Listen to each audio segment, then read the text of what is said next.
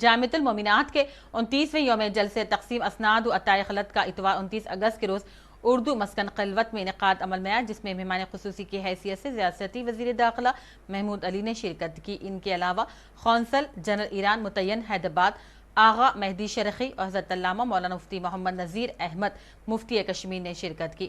جامعہ سے عالمہ، فاضلہ، مفتیہ کی تعلیم تکمیل کرنے والی خواتین اور لڑکیوں میں مہمان خصوصی کے ہاتھوں اسندات تقسیم کیے گئے۔ ناظم جامعہ مفتی مستان علی قادری کی شکریہ پر تقریب کا اختتام عمل میں آیا۔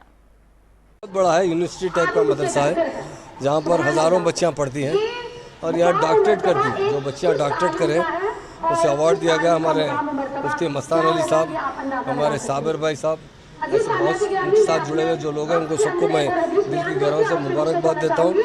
لڑکیوں کی تعلیم لڑکوں کی تعلیم سے افضل، ویسے لڑکے بھی تعلیم حاصل کرنا چاہیے۔ لڑکیاں جو گھر سے جڑتے ہیں، گھردار سے جڑتے ہیں شادی کے بعد، اگر وہ تعلیم یافتہ ہوں گے اور خاص طور سے دینی تعلیم یافتہ ہوں گے تو اپنے گھر میں وہ اچھی طریقے سے زندگی گزار سکتے ہیں۔ تو اس مدرسے کو میں خاص طور سے بہت دل کی گہرائیوں سے مبارکباد دیتا ہوں۔ تعلیم جو دینے والا تھا دنیا کا سب سے بڑا عظیم انسان ہے۔ جو مدرس ہوتا ہے چاہے کسی شعبے میں ہو، اس کی بہت بڑی عزت ہوتی ہے۔